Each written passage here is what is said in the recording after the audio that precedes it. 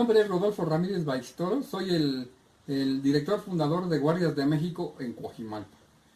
Nosotros iniciamos esta labor de Guardias de México con el afán al principio de hacerlo deportivo militarizado.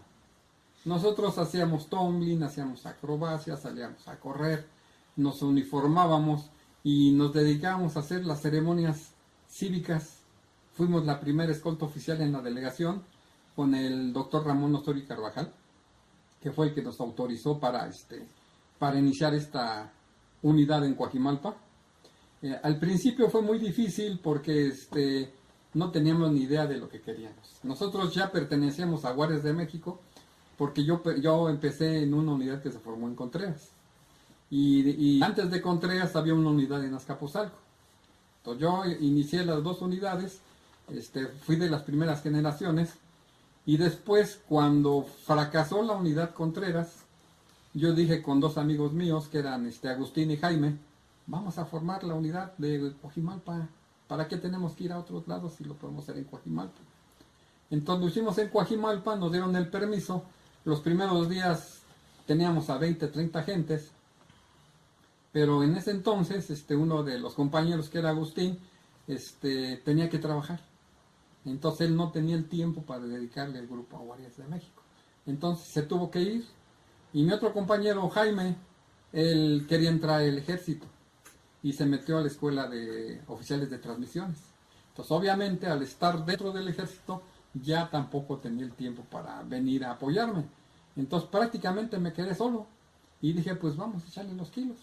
Y entonces empezamos y la gente empezaba a venir porque lo que nosotros hacíamos pues era nuevo en Coajimalpa. Aquí en Coajimalpa pues la fama era ser corredor, jugar básquetbol, jugar fútbol, y lo que nosotros hacíamos pues era nuevo aquí en Coajimalpa, los saltos mortales, el tumbling, la acrobacia, y en aquel entonces empezamos a hacer la tirolesa y el rapel, que ya se conocía pero no era muy difundido aquí. Incluso los equipos no los teníamos, inventábamos con cuerdas de isle de 1 pulgada y nos descolgábamos de ahí del edificio de la delegación, y mucha gente decía, pues, ¿qué es eso, no? ¿O qué hacían? Los niños no sabían qué era eso. Entonces empezaron a interesar y empezamos a formar el grupo de Guardias de México. Con el tiempo nos dimos cuenta que Coajimalpa necesitaba un grupo de emergencia, porque en aquel entonces la carretera México-Toluca ostentaba el primer lugar de mortalidad por accidente automovilístico a nivel mundial. Y entonces nosotros veíamos que la gente se moría por falta de atención.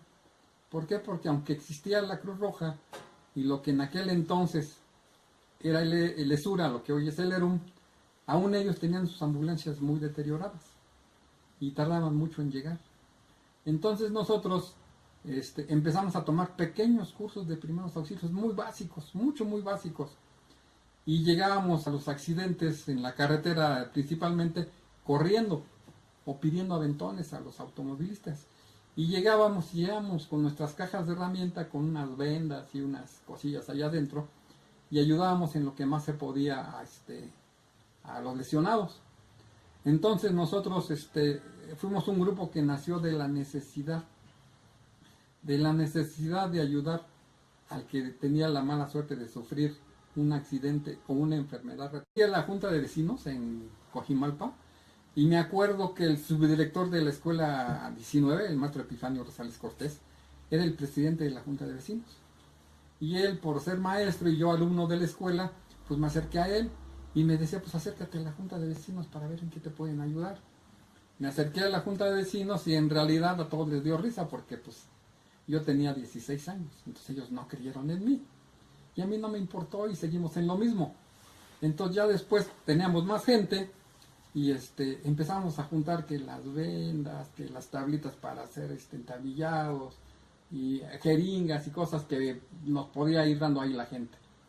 Con el tiempo nos dimos cuenta de que pues, nos hacía falta más preparación y que nos hacía falta un modo de transporte.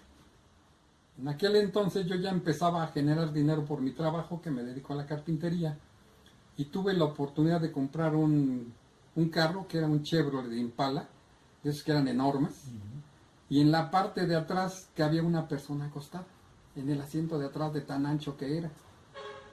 Y entonces nosotros, pues ya como quiera que podíamos, por libros o por conocimientos de otras personas, empezamos a prestar los servicios. Pasó el tiempo y ya con ese carro, pues le puse una turretita, le puse una sirena, adaptamos más nuestros botiquines. Y por ahí apareció una persona clave para el grupo, que es el doctor Martín Díaz Solache. Ese señor, entraron sus sobrinos conmigo. Y sus sobrinos le dijeron, oye, fíjate que estamos en el grupo de rescate de Guardias de México, y bla, bla, bla, bla, ¿no? Y entonces él se enteró y él como médico se acercó a nosotros a darnos cursos y a prepararnos. Entonces también él se daba cuenta de que sí había necesidad de ayudar a la gente. La gente normalmente lo primero que hacía cuando sufría un accidente, lo primero que hacía era llegar a la delegación, pensando en que ahí se le iba a prestar una ayuda. Y cosa pues, que no era cierto. Existían los médicos legistas, que eran el doctor Frappé y el doctor Valverde, pero pues, ellos no podían hacer algo. Y si podían, no querían. Entonces nosotros empezamos a ver esta necesidad y el doctor nos empezó a enseñar hasta hacer suturas. Porque había personas lesionadas con una herida en la cabeza o una herida superficial que no era necesidad de hospital y lo podíamos hacer nosotros. Entonces ya nos enseñó a anestesiar, nos enseñó a hacer suturas y fuimos aprendiendo. Con el tiempo mi ánimo crecía y yo decía, tenemos que dar más. Y además la gente de aquel entonces, la juventud de aquel entonces, se empezaba a interesar más. Nos empezamos a uniformar, nos empezamos a comprar cascos, empezamos a conseguir extinguidores. Y por ahí apareció que se prendió un coche y nosotros lo pudimos apagar y nos lo reconoció el Ministerio Público. Entonces todo eso iba aumentando el ánimo de la gente. Y yo decía, necesitamos comprar una ambulancia. ¿Sí? Y entonces me empezó a ir a mí bien en el trabajo y un día vi en el periódico que decía se vende ambulancia usada.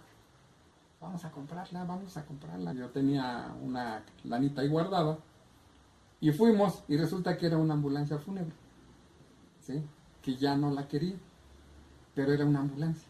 ¿Sí? La única diferencia era de que pues cargaba muertos, ¿no? Y yo la vi y era una Econoline modelo 66. Entonces la vi y yo dije, yo como carpintero pues la adapto.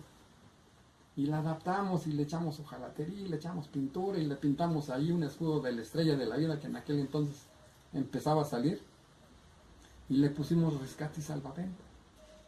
Y entonces ya nos vestíamos de negro, nos poníamos nuestros cascos y empezamos a hacer guardias todos los sábados en la noche. ¿Sí? Y la gente empezó a detectar que ahí estaba parada una ambulancia. Y que se torcían el pie y que se rompían un brazo y que les dolía la cabeza. Incluso hasta mujeres estaban a punto de dar a luz. Pues vamos con la ambulancia. Y lo que a ellos menos les interesaba era que si sabíamos o no sabíamos. Ellos querían el traslado. Y nosotros lo hacíamos. Nos íbamos al Rubén Leñero, al Hotel de la Mujer, a Jocua o al Buena, a donde podíamos, al Infantil de Tacubaya. Y después la misma demanda nos exigía a que aprendiéramos más. Entonces ya empezamos a ver que por ahí había un cursito por aquí, otro cursito por allá. Y yo me empecé a involucrar, me empecé a buscar más. Y entonces ya me hice socio de algunas asociaciones sobre medicina y trauma, sobre bomberos y todo eso, ¿no?